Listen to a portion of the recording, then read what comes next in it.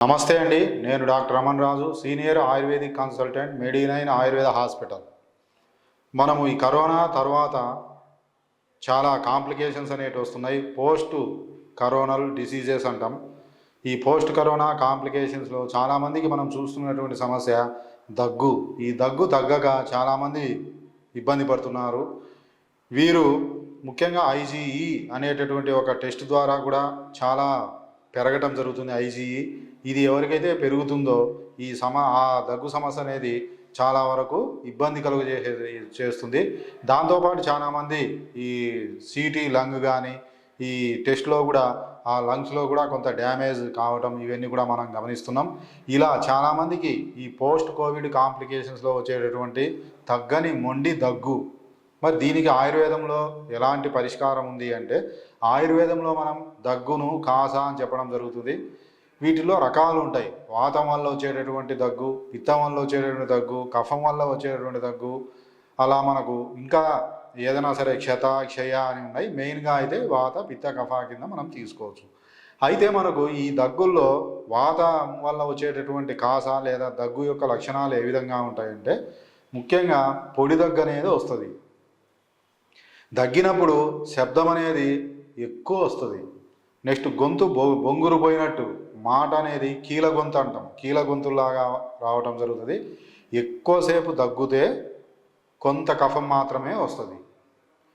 ఇంకా చల్లటి పదార్థాలు తీసుకుంటే, అదేవిధంగా ఇంకా మనం ఎక్కువగా చలికి ఎక్స్పోజ్ అయితే ఈ వాతం వల్ల వచ్చినటువంటి దగ్గు అనేది పెరగడం జరుగుతుంది. అదే మనకు పిత్తం వల్ల వచ్చే పిత్త ప్రకోపం అంటే పిత్త దోషం చెడిపోవటం వల్ల వచ్చినటువంటి దగ్గు ఎలా ఉంటుంది అంటే, దగ్గితే ఏమవుతుంది, గొంతులో అంతా మంట, తెమడ కూడా ఎలా ఉంటుంది, పసుపు కలర్లో ఉంటుంది. దాని మధ్యలో బ్లడ్ కూడా వచ్చే అవకాశం ఉంటుంది.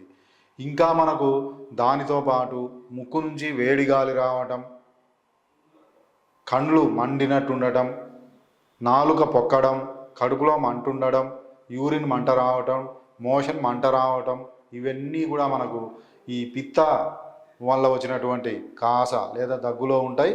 ఇంకా వీరికి ముఖ్యంగా ఈ పిత్తం వల్ల వచ్చినటువంటి ఈ దగ్గు ఉన్న వారికి మైల్డ్ ఫీవరిష్నెస్ కూడా, అంటే జ్వరం వచ్చినట్టు కూడా ఉంటుంది.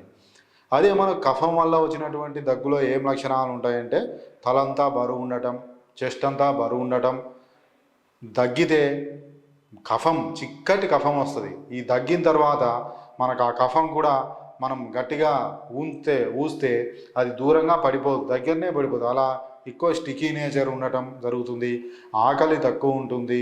ఇంకా మనకు శరీరం అంతా బరువు అనిపించటం, జలుబు ఉండటం, ఇవన్నీ కూడా ఈ కఫ లక్షణాలు. కాబట్టి మనకు ఈ వాత సంబంధమైనటువంటి దగ్గ, కఫ సంబంధమైన దగ్గ, లేదు మన పిత్త సంబంధమైన దగ్గ, వీటిని బట్టి మనం ట్రీట్మెంట్ చేస్తే మనకు పోస్ట్ కరోనరీలో వచ్చే కాంప్లికేషన్స్ అయినటువంటి ఒక మొండి దగ్గు కూడా మనకు పూర్తిగా తగ్గుతుంది. వీటిలో కూడా మందులతో పాటు పంచకర్మ ట్రీట్మెంట్ అనేది ఉంటుంది. పంచకర్మ ట్రీట్మెంట్లో ఇప్పుడు పిత్త దోషం ఎక్కువ ఉంటే విరేచన కర్మ అని, వమనం ఎక్కువ కఫ లక్షణాలు ఉంటే వమన కర్మ అని, వాత లక్షణాలు ఉంటే వస్తి కర్మ అని, ఇలా రకరకాల ఆయుర్వేద పంచకర్మ చికిత్సలు ఉంటాయి. వాటితో పాటు మందులు కూడా వాతంలో ఒకటి, పిత్తదోషంలో ఒకటి, కఫంలో ఒకటి.